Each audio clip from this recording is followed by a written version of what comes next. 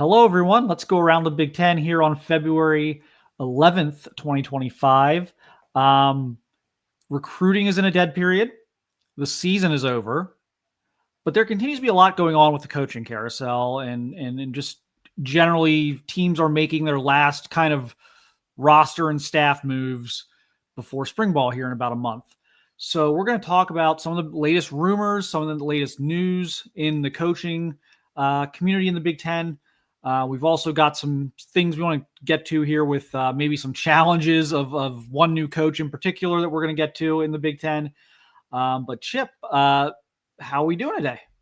Doing great. Like you said, we're kind of in that lull. It seems so strange considering Ohio State won the national championship about 3 weeks ago, from when we're recording this. So, it seems so strange that, okay, now we have to turn our focus towards 2025. It's February, like you said, we're in the dead period for recruiting, but Ohio State, other programs within the Big Ten, they're already starting to make their announcements for when their spring games, or in the case of Ohio State, a spring showcase is going to be held.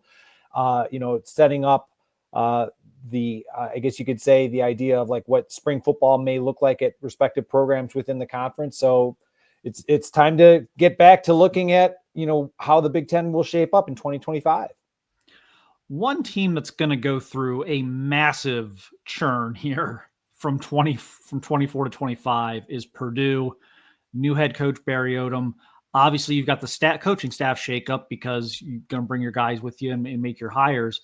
But the roster turnover, they lost so much to the portal. Odom made a comment this week that Purdue is going to be a high school football recruiting team, more so than a mercenary, bring in 40, 50 guys from the portal. Now, he's probably going to have to work the portal a little bit just to get the numbers where they need to be. But he made some interesting comments this week about really wanting to build this program through high school recruiting. What are his challenges? Because this looks like an enormous challenge first year. Well, I think you hit it right on the head, Mark, is that, the challenge is immense because let's face it, with the expansion of the Big Ten, programs like Purdue, and this was before they made the coaching change. Purdue was going to be one of those programs that everything had to be kind of almost what I refer to as like Goldilocks. Everything had to be just right, in terms of the right mixture of talent, the right mixture of coaches, the right schedule, avoiding injuries, all these things for Purdue to be able to make a move within the conference. And unfortunately, everything worked against them in 2024. Just the mass exodus of talent. Ohio State obviously is a beneficiary of some of that with the addition of Max Clare at tight end. But, so now, okay, Barry Odom, he's coming in, and I'll just say it. It's like he's got a Herculean task ahead of him, because when you look at the fact that, all right, the talent deficiencies, the schedule that Purdue will have, the coaching turnover, he's saying all the right things about that Purdue is going to be building through high school recruiting. You and I, we've said all along, that's the only way that you can do it. But time waits for nobody. He has to try and turn his fortunes around. Otherwise, he will be out of a job within a few years as well. So the fact that they're bringing in 40 new faces into that program speaks volumes. We all know that, scholarship limits is kind of, that's kind of a thing of the past, but it's almost a necessity for Purdue with just the amount of talent that left the program via the transfer portal or guys eligible for the NFL draft. Purdue has to take drastic measures to try and get things turned around, if not completely, at least to be as competitive as possible in 2025. And I wonder how patient they're going to be. Ryan Walters inarguably inherited a better situation than Barry Odom is inheriting. Mm-hmm. Ryan Walters, nice guy, but did not leave the program better than he found it. So they've got to give him some leash here. And I think in a sense, he's a little fortunate in that Purdue is really a basketball school, and it's really one of the very, very few schools you can say that about. Like, even schools that have great basketball programs, most of them are still football schools at heart. Purdue is the one where I think a lot of the focus is going to be on basketball, and then it's like, okay, if the football program's competitive, that's awesome. So I think that will buy him some time. That and the fact that this program has just kind of went straight down the last couple of years, and people I think do have an appreciation for the task at hand here. But this has got to be a 4 to 5 year project. Like if they're not willing to give him 4 to 5 years, there's no point in even doing this, in my opinion. Well, I completely agree with you. The problem that I see for Purdue, and again, I think patience is not only a virtue, it's a necessity for Purdue. The problem is their biggest rival within the conference just had a massive renaissance when it comes to the football side of things. And the fact that, well, why can't we do, what Indiana had? And again, I think that the circumstances were a little bit different when it came to Curt Cignetti. The fact that he was able to take not only some of the talent that was there, but also sprinkle in with guys that were talented players for him at James Madison. I think that's a huge difference in comparison to what Barry Odom, and Barry Odom, I mean, he doesn't really have any experience within the Midwest, to the best of my knowledge, in terms of, like the Midwest footprint as it relates to recruiting, which he's going to need in order to get this program back up.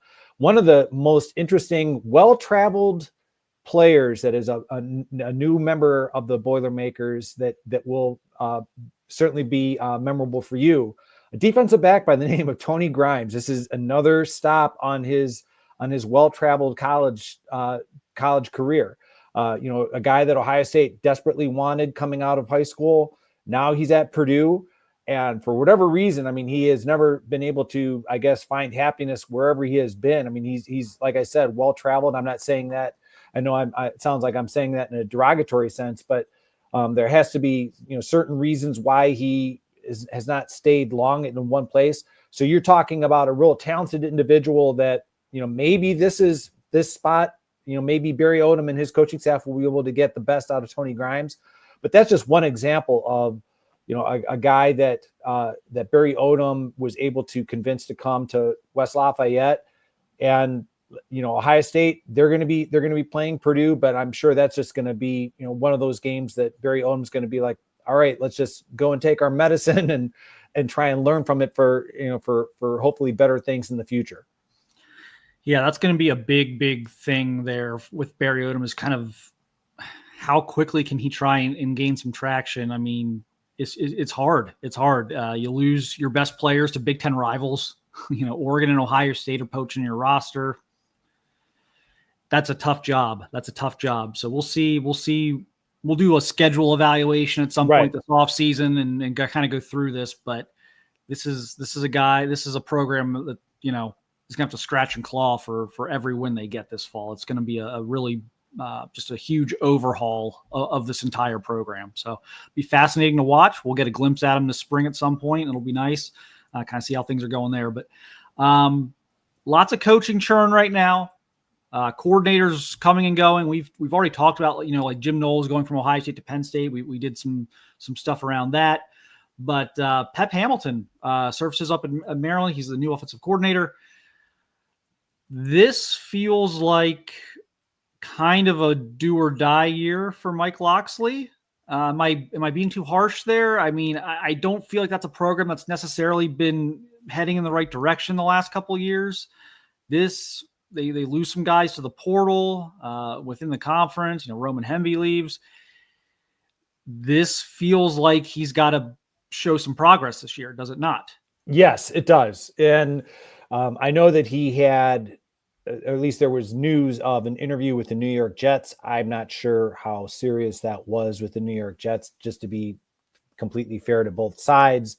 But I think Maryland, they are this program that, I mean, it's just kind of the familiar refrain up until this past year was, all right, for Maryland to get off to a really good start in non-conference and then just kind of maybe get to that magic number of 6 for bowl eligibility. And when they got into conference play, just kind of fade down the stretch. They didn't even do that well this year. I mean, like their conference play it's noticeable that they just are just not physically equipped to be a contender within the Big Ten. So getting to Pep Hamilton, you're talking about a guy who is familiar with the Big Ten. Now, granted, he's been out of Big Ten football for a few years, but at least you're talking about a guy that, I mean, say what you will about how successful or unsuccessful he was at Michigan. He has familiarity with the Big Ten. He knows what it looks like to be physically successful within the Big Ten. So that would be my guess, is that that's kind of where, you know, if you're Maryland, if you're Coach Loxley is like, all right, you recognize the fact that your time is probably starting to run short, that the excuses are starting to wear thin, that you need to do something for that program and try to improve the physicality on both sides of the ball. But Pep Hamilton, you know, having some familiarity with being able to run the ball, maybe that will be something that he'll be able to bring to the Maryland offense. Yeah, 15 years of NFL experience. Lot of it spent with quarterbacks or passing game coordinators or offensive coordinators type roles. Again, had a few years at Michigan there. The stats were solid. So we'll see.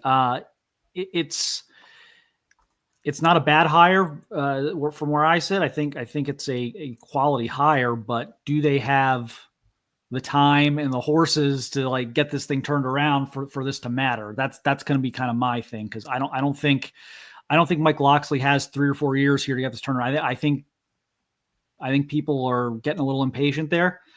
It's interesting. And this may be something to strongly consider here in the next 12 months. They have a commitment from Zion Ely, probably the best player in Maryland. I know On3 has him as the number one player in the entire country, but he's a 5-star defensive end. He's committed early to Maryland, but he's going to visit a whole bunch of other schools. He's got official visits set for the summer. He's going to visit a bunch of other schools. Ohio State's one of them. You know, you got to keep someone like that in the fold. So that's another, I think, kind of not to take this too far off the tracks, but how they're recruiting is also going to impact, I think, the staff this year. If you start, like, let's say Zion Ely flips somewhere, well, you're starting to run out of reasons to keep the staff around. If the wins aren't coming on the field and you don't have Zion Ely coming in, next year in 26, like you need every reason you can grasp onto right now, if you're Mike Loxley, to have them keep you around. And again, obviously number one is winning football games, but if you have Zion Ely, if you have it's a very talented Maryland class again, as usual this year, like that's going to be a thing to watch as well. Maybe Pep Hamilton helps with recruiting, just with the NFL pedigree. Was known as a pretty decent recruiter during his this kind of brief tenure at Michigan. So we'll see how that works out for Maryland. But that to me, again, this is a big storyline. We talked about Purdue more on the long-term track. Maryland's on a short-term, like, I think this staff's got to win, like, right now. And I don't mean like 10 games, but they got to get this thing back moving in the right direction, because it just doesn't look like it is right now. Yeah. I mean, when you, with your recruiting background in terms of, where the players are and, who they're interested in and who they're going to possibly visit, I guess, I mean, the analogy I would make, and I know this is kind of a clumsy analogy, is that for years, and I'm thinking back to his first tour as Rutgers head coach, Greg Schiano, one of his big areas of focus was recognizing the fact that New Jersey was continually being pillaged by Penn State, Ohio State, Notre Dame. I mean, you name the program, that the best players from the state of New Jersey were not staying home and playing for Rutgers. And in that first tour of duty, not that he was able to keep them all, but a significant number of them, that was enough for Rutgers to kind of slowly but surely rise out of the depths and become a legitimately good program, in that first tour. The second tour, I think he's kind of following the same Schiano, that is following the same kind of a mindset, is like, if we can keep as much of the local talent here at home, we have a chance to be successful. The reason why I brought that up is that with Maryland, it's like, as well as I do, that Maryland is often, being that their best players choose to go elsewhere. And so for Loxley and this coaching staff, they have to do whatever they can within reason, obviously, that to be able to keep players like Ely, as well as anyone else that, that is a highly ranked prospect that anyone from around the country may want to come in and try and persuade them to leave Maryland. They need to keep these guys closer to home. Definitely falls under that category of easier said than done. And that's why he was brought in, quite frankly. His recruiting chops in the state of Maryland. He recruited Stephon Diggs there as an assistant. Like, this is a guy who has really built his reputation on recruiting Maryland, and he got off to a good start inside the state of Maryland, but that has not been sustained. And I think you could probably find a correlation to that slipping off a little bit, to the program slipping off a little bit. So this is going to be an interesting year for Maryland. I think the time's starting to run out there. Another, and this is a little less recent in terms of the hire, but another area we want to talk about, obviously Wisconsin, major staff shakeups there. Jeff Grimes in, Phil Longo out at offensive coordinator. They hired Grimes back in December. This is another one that feels like Maryland to me in terms of, I don't think Luke Fickell has 3 or 4 years to kind of wade through this and figure this out. I think he needs some progress really soon. And Jeff Grimes is an interesting hire. He's at Kansas this year. Kansas had a disappointing season. They were kind of a sleeper, popular media darling coming into the season. They go 5-7. Had some injury issues, of course, on the offensive side of the ball.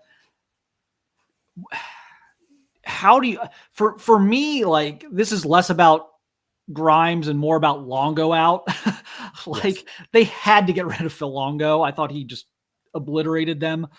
They had this entire philosophy they built their program on for 30 years of being physical, tough, running the football. You had the perfect running back for that in Braylon Allen 2 years ago, and you completely got away from that, and your entire offensive system just crumbled. So this is almost addition by subtraction. But I mean, how do you look at this? And then you, as you mentioned, they've brought in a whole bunch of support staff. He made a wave of new hires here in the last week. I think you summarized it very well. Addition by subtraction. I mean, like you said, this happened back in December, and yeah, Jeff Grimes. This is the offensive coordinator hire, or I should say, the type of hire that Luke Fickell should have made from the beginning, because you want to talk about self-inflicted mistakes. If this doesn't work out at Wisconsin, and I want to, for the record, I want to make it abundantly clear, I certainly hope that it does work out for Luke Fickell at Wisconsin, because I do have tremendous respect for him as a coach. But the fact that when Jeff Grimes, when he was at Kansas, the fact that they averaged 200, better than 200 yards a game this past season, which was 12th overall in the FBS. That's the kind of offense. I get that you want to be more proficient at throwing the ball, Coach Fickell. I understand that. Nobody is suggesting that you shouldn't. However, I think that old adage about throwing the baby out with the bathwater, it's applicable here with what they did under Phil Longo. It just never ever looked cohesive. A 30-year run of a successful offensive formula and philosophy was completely rendered, obsolete unnecessarily. So I think this is getting back to what Wisconsin can be successful at. And again, they put themselves in, Luke Fickell, and I'm gonna throw Wisconsin's athletic director, Chris McIntosh. They put themselves in harm's way by their decisions. It was Luke Fickell who decided to completely scrap a very successful offensive philosophy, and Chris McIntosh is the one who got rid of. Granted, they weren't necessarily the most charismatic coaches, but winning coaches.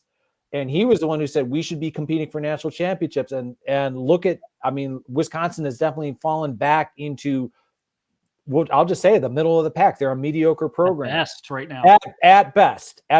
And that's so now you have to figure that, okay, if it doesn't work out, it's not just going to be Luke Fickell who's going to be out of a job. It's going to also be Chris McIntosh. Now, you also alluded to the fact that they have brought in a number of other individuals.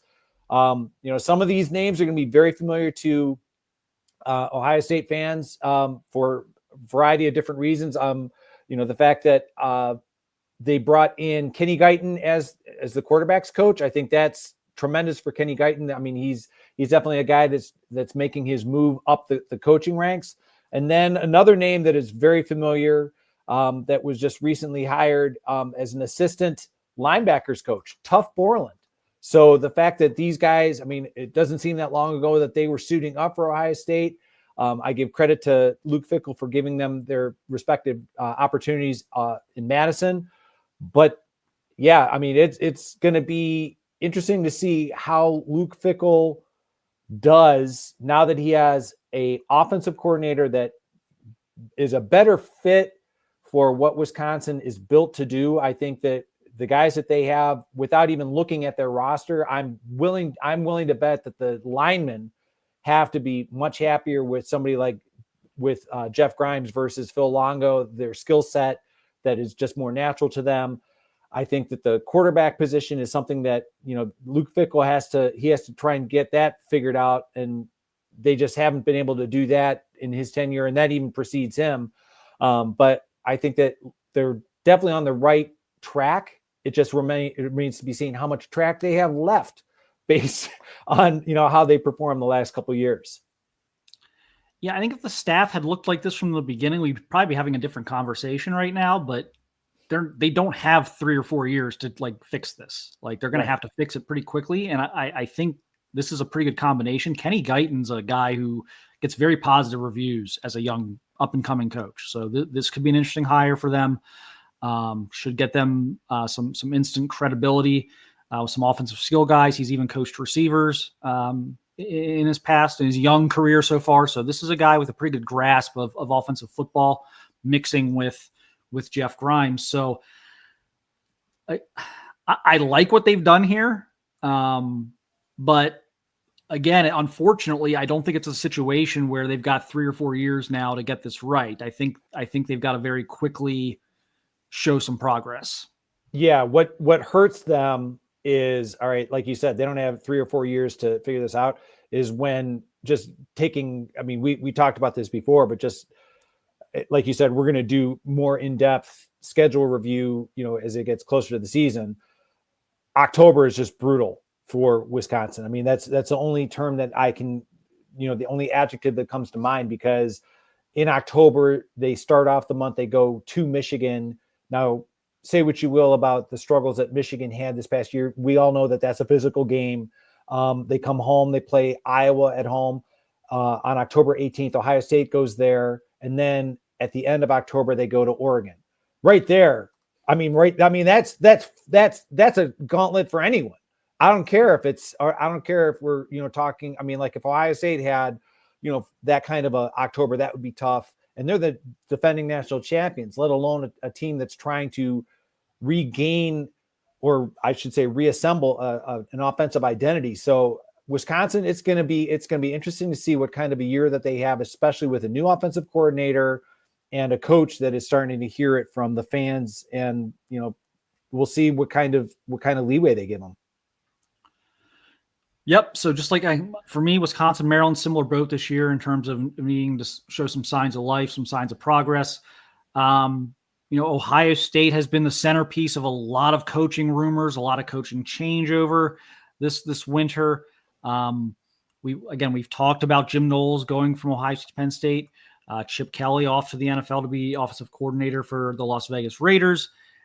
They've kind of ravaged their minor league system too. This is a program, Ohio State, that's done a great job developing guys in support staff roles. Brian Hartline started out that way.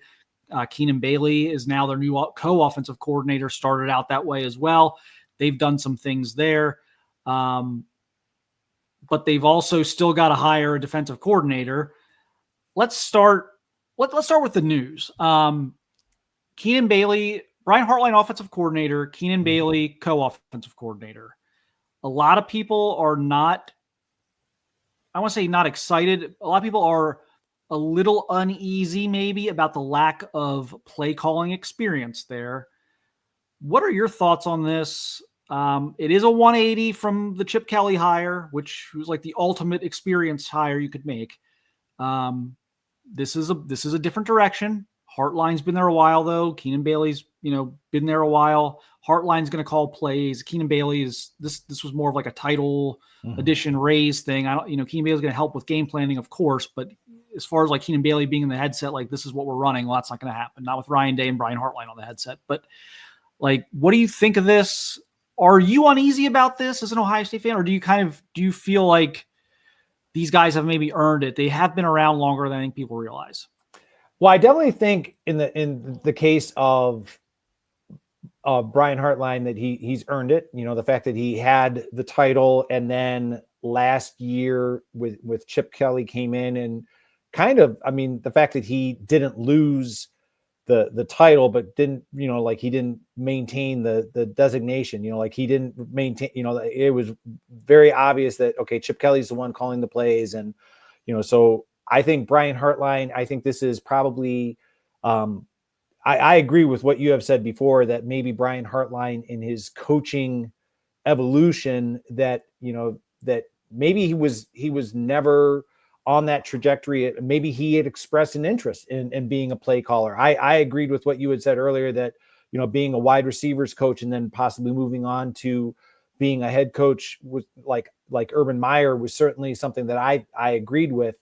But as far as, you know, Keenan Bailey, yeah, I think this is more symbolic than anything. I think that, you know, there are programs that, you know, Keenan Bailey is gaining a lot of interest from other programs. The fact that he helped coach wide receivers would make him an attractive candidate for other programs around the country that could try and entice him. So I get why Ryan Day, you know, said, okay, well, we're going to make him the co-offensive coordinator. What I'm kind of, to use your term, uneasy about, yeah, like Brian Hartline has never called the plays. What I'm going to rely upon is not only the fact that he has said that, you know, this past year was tremendously informative and educational for him, learning from Chip Kelly. And I'm just going off of the fact that in an interview that Brian Hartline gave about the fact that he is humbled and honored by Ryan Day's promotion for him. I'm also intrigued by the fact that even though it hasn't been officially announced, the other offensive coaches that are coming in have play calling experience, have offensive coordinator experience. And that's not to say that I don't want it to become a situation where too many cooks in the kitchen, but the fact that maybe when it comes to relying on a Billy Fessler, or the fact that, you know, full well that Ryan Day, that he's not going to be calling the plays, but he's going to have the headset on, that there's going to be maybe within the learning curve, the fact that he's got these other individuals that, you know, in the offensive game plan, that leading into the week, that I'm not going to be thinking like, okay, Brian Hartline is completely left to his own devices to figure this out, that it's going to be a collaborative effort. And that Brian Hartline, by the time, you know, we get into Big Ten play, will have a much better feel for it than if this had been, which we all saw as Ohio State fans a couple of years ago, that Ryan Day took it over because he certainly felt that he needed to. That's going to be the fine line, I think. That this is where my questions would come in, because like the inexperienced thing, I'm like, okay, like look, guys, like Keenan Bailey has been on this. Keenan Bailey is one of the longest tenured guys on this entire staff. He's been with the program since 2016. I mean, how many other guys have been with the Ohio State program since 2016? Yeah, like Larry Johnson. Yeah, exactly. Who else am I missing? No, you're not. I think Hartline was QC, came in after that as QC. I think 2016 is what caused them to hire Ryan Day in 2017, right? If I've got my timelines correct here. You do. Like, Keenan Bailey's been there almost as long as Larry Johnson. Like, he's one of their longest tenured guys, and he's worked his way up the ranks. And so I think he interviewed last year for the offensive coordinator position at East Carolina. Like, he's a candidate for offensive coordinator jobs around the country. So this is a natural progression for Keenan Bailey.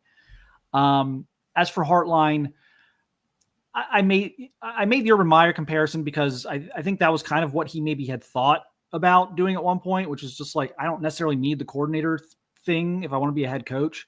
Here's the problem, though. Here's where that falls short. Urban Meyer took the Bowling Green job as his first head coaching job. Would Brian Hart, and I'm not trying to like take a swipe at Bowling Green here, but like, would Brian Hartline take the Bowling Green head coaching job? I don't think he would. No. He's made millions of dollars as a player. He doesn't need the paycheck. I don't think he would. I think he's holding out for a legitimate job that he thinks he can compete for the playoffs, national championships. If that's the case, he may have no choice but to get some coordinator experience, because a lot of those positions, does Urban Meyer, if he doesn't take the Bowling Green job, when he certainly doesn't get the Utah job, there's a stepping stone process for most of these guys. And so if you're not willing to take the Kent State, Bowling Green, Eastern Michigan path to a Power 4 head coaching job, then you probably do need to establish yourself as a competent coordinator. So I think it was all fun and games, or it was all good to say, like, yeah, I'm good being the wide receivers coach, and then if a head coaching job comes, that was all fun and good to say. But I think the reality of the situation is, if you're not going to take a low-level head coaching job, you're probably going to need the coordinator experience. So I think that's what's happening here. And I'll say this about Hartline. He has not failed at anything he's done yet, playing or coaching. Very good point. Very good point. Do I think there's some risk here? Yeah, there's a little bit of risk here. I think that'd be silly to say there's no risk for someone who's never called plays before. But again, he's aced every test for the last 15 years. He's aced every test on the field, in the coaching ranks. So it's either that, or you start to get him into situations where other programs are going to come offering him $3 million a year to be their offensive coordinator. Yeah, I mean, it's definitely it's changed, just in as a fan, the traditional job progression used to be, and I'm just going to go back to, Jim Tressel was okay, he was, it's weird to think about the fact that, 40 years ago that, when he was when he was an assistant under Earl Bruce, he not only coached quarterbacks, he also coached running backs and wide receivers.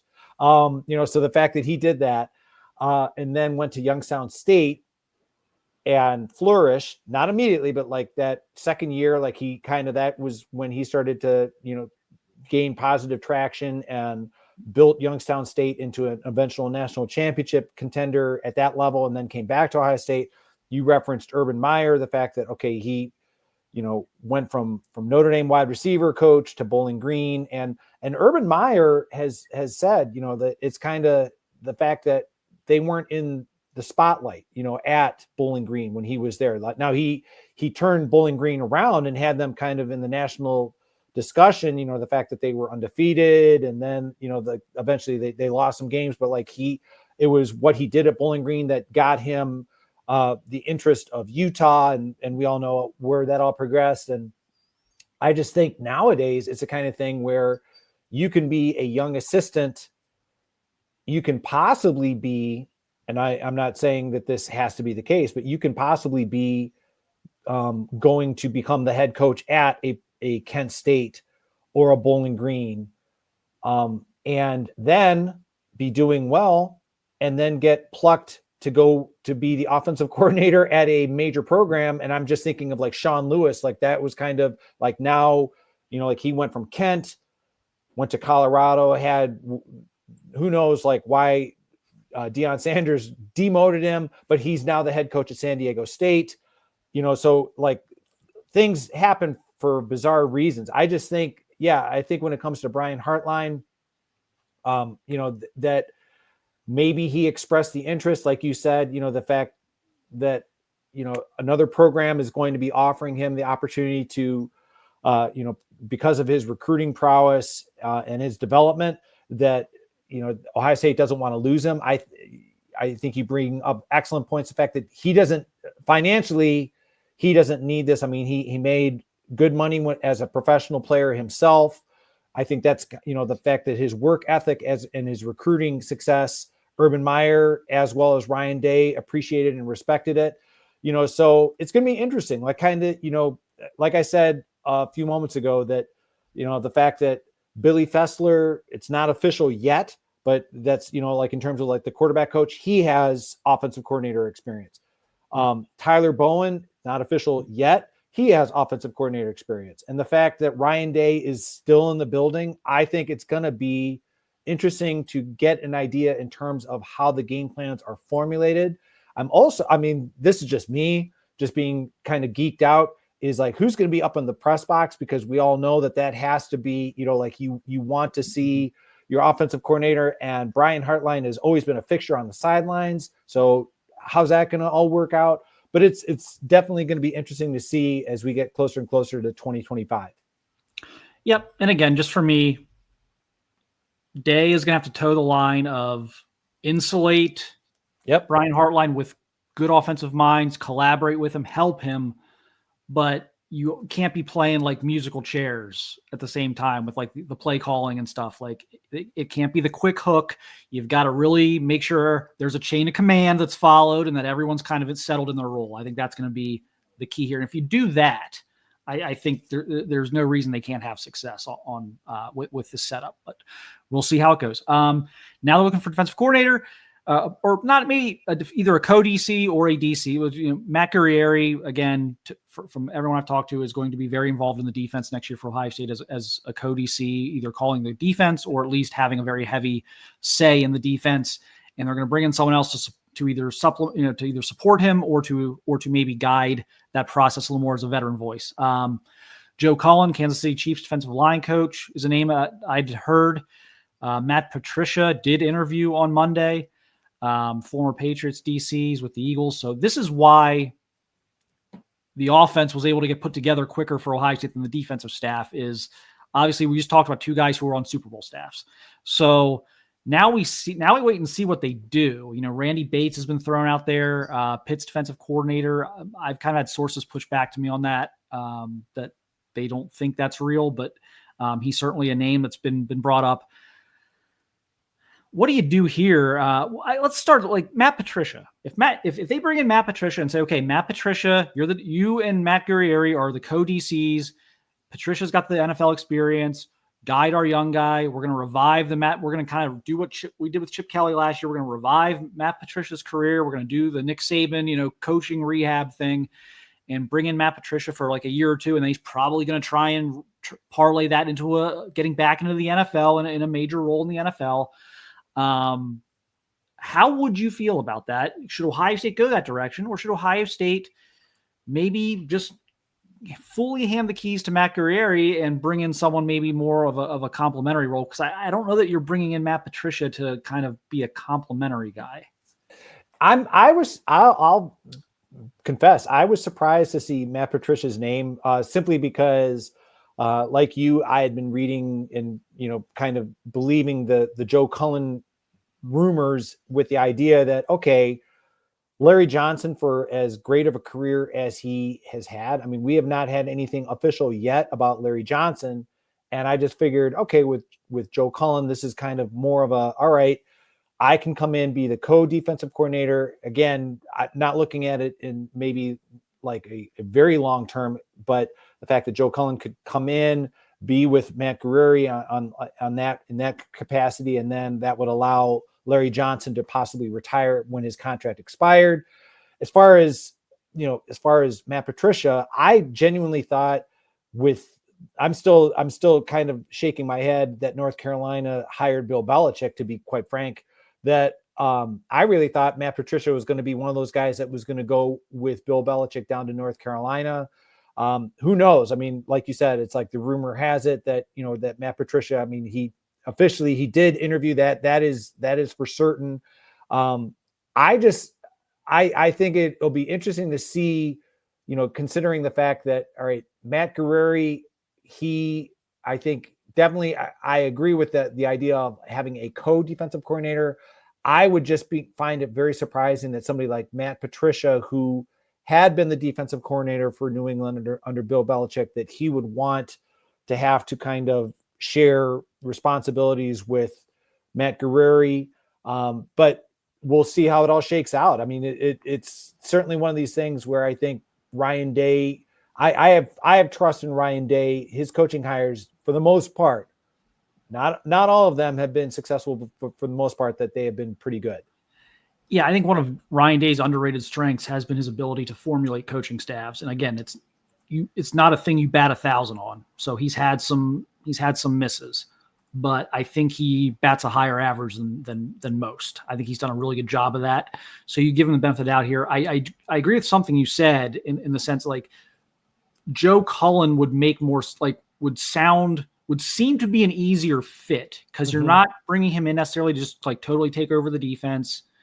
He's got a lot of experience in the front seven, so he can kind of help your defensive front seven. Guerrieri's a secondary guy. You've got Tim Walton, who's obviously very good, has coordinator experience in the secondary as well. Kind of let those guys continue to handle the secondary and let Cullen kind of work with the front seven. Patricia, it's just like, how would that, I would really need to see how that works. Is he also, because he's, he's done line, but he's coached offense too. I mean, he's coached a lot of different positions. You can find front seven experience on his resume. You can find offensive experience on his resume, but like, would he be brought in to just assist Matt Guerrieri? Because this feels like more of a career revival project, like a Chip Kelly of like, I want to be in charge of a defense so that I can go back and get a coordinator or a head coaching job in the NFL eventually. Is he going to come in and play like second fiddle on a defensive staff to a guy that's, 10, 15 years younger than him? I don't know. I mean, I guess that's something you find out in the interview process, right? And so we're not privy to that. So that's going to be my thing. If this actually happens, is like, okay, how do the puzzle pieces fit there defensively so that there isn't like this power struggle? There's a very clear chain of command.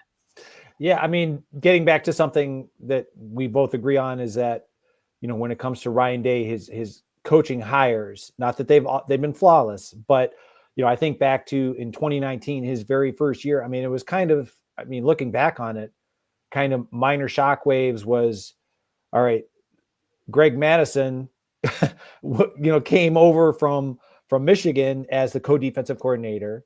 And, Jeff Hafley, by the end of the year, Jeff Hafley was, highly sought, and say what you will. I mean, it was unfortunate that Jeff Hafley only had that 1 year, but he did, like the turnaround of the Ohio State defense from 2018 to 2019 was remarkable.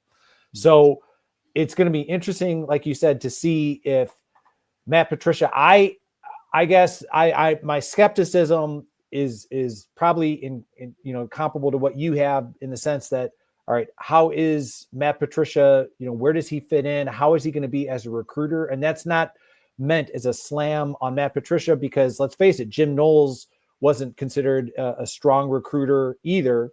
But all right, why are you bringing this guy in? Like, what is his superpower that nobody else in the coaching ranks could possibly provide?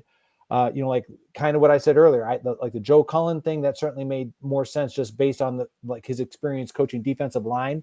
And we'll see how it all turns out. I mean, with Ryan Day, I think the fact that he obviously has a tremendous amount of confidence in the other coaches on the defensive staff, the fact that, Guerrieri knows the Jim Knowles defense, that the personnel won't have to necessarily change that much. It'll be interesting to see what kind of, if Matt Patricia is the co-defensive coordinator, what kind of new ideas are incorporated into the Ohio State defense. Yeah. And like, look, nothing's happened yet other than they've interviewed him. So, they may go a different direction. If nothing else, it sounds like Ryan Day has been pretty thorough about this and put a lot of thought in this, because it's taken a long time to get to this point. And I know, again, now you're interviewing some NFL guys, so it'll be interesting to see what they actually do. So we're kind of playing hypotheticals here, but it'll be interesting. Again, I have respect for Matt Patricia's defensive acumen. Like, I don't think he's a bad defensive coach. I just, I'm curious what the vision would be here in terms of fitting the pieces together, chain of command, everything else. That's my only, those would be my questions. And those would obviously, if they do hire him, those would be things we would find out pretty quickly. But so we'll see what they do. We'll see what they do. I'm sure this will be a thing that the next few days, it's a kind of a big story in the Big Ten is Ohio State's, filling out their defensive staff and hiring at least a co-coordinator, if not a coordinator. So the other thing we want to talk about real quick to kind of wrap this up, Penn State took a hit this week. They lose longtime running back coach Jawan Sider to Notre Dame, which again, a great hire by Marcus Freeman. This is a guy, he's an ace recruiter. Certainly the running backs were a strength of Penn State's over the years. Great running back tandem this year. He's going to go from one great running back room. I'm a little surprised he left, to be honest. I know the Notre Dame, a great job. It was kind of a lateral move. Notre Dame, again, great running backs and everything else, but you get this thing of like, okay, you just left maybe the best running back room in the country, though. Yeah, I mean, it was a surprise because of the fact that, let's face it, when it comes to Penn State, that's what they're kind of, I mean, we joke about it, but it's true. It's like, okay, imitation is the highest form of flattery. That Penn State, at least when it comes to, with Drew Aller and their running back room, like, okay, let's try to replicate what Ohio State and Michigan have done the last 2 years with, having a veteran-laden team, and that will be what we need to push us over the top and put us in the national championship contention. So it is kind of a surprise for him to be taking, like you said, a lateral move to Notre Dame. Granted, Notre Dame, played Ohio State tough in the national championship, but I think, maybe he just thinks, and this is not meant as for anyone who's a Penn State fan that might be watching and listening to this, maybe he thinks that Notre Dame is a higher, just a higher prestige program, and that his visibility at Notre Dame versus at Penn State will be greater. But I agree with you. It was a big hit for Penn State on the recruiting side, and especially considering the talent that Penn State is returning at the running back position.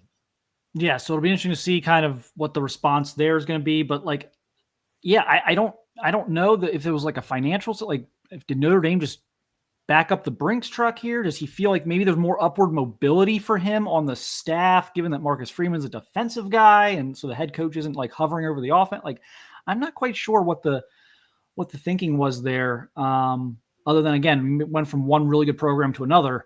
But yeah, good running back room at Notre Dame, left a great one at Penn State. So Penn State's got a spot. That's going to be an interesting thing to dissect over the next year or two, is what that impact actually is on Penn State. More so for recruiting, they'll be they'll be fine this year. They got a great backfield coming back, but it's just going to be kind of interesting to see what the long-term recruiting impact of that might be, as again, one of the better young assistant coaches in the country. So that's happened as well. We'll be back here at some point, maybe probably either late this week or very, very early next week. We'll go back over any coaching rumors that have happened. We're going to go through maybe some spring storylines for the Big Ten. There's going to be a lot to talk about. Again, we're only about 4 weeks away from the start of spring ball for a lot of teams. Some will start a little bit later than others, but we're just a few weeks away, and then spring football's here.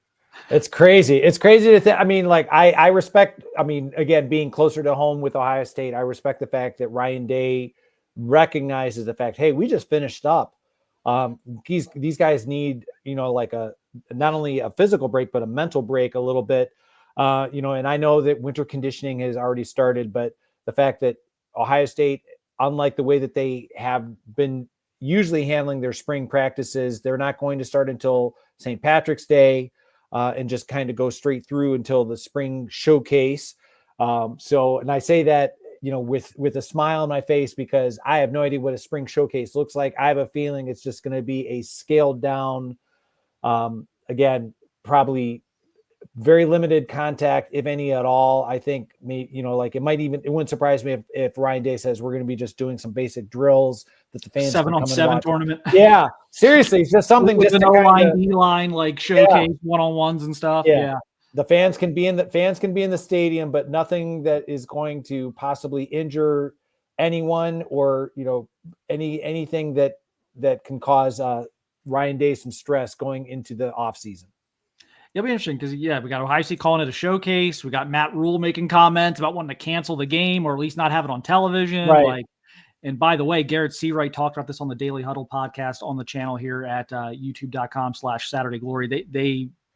Garrett went into some detail on his thoughts on all that. So if you want to hear a rant about spring games and whether they should stay or go ahead and check out Garrett's thoughts on that. But yeah, I'm sure we'll be diving into that at some point as well with the new landscape we're in. But we wanted to go over some of the big coaching news and rumors and everything else. And I'm sure, again, we'll be back here soon to recap whatever else happens here as coaches are trying to fill out their staffs before spring ball. But appreciate everyone watching and listening. We are up on your favorite podcast platforms of choice now on audio form.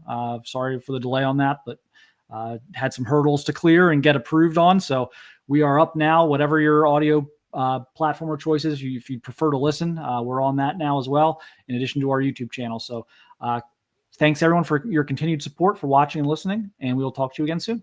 Take care.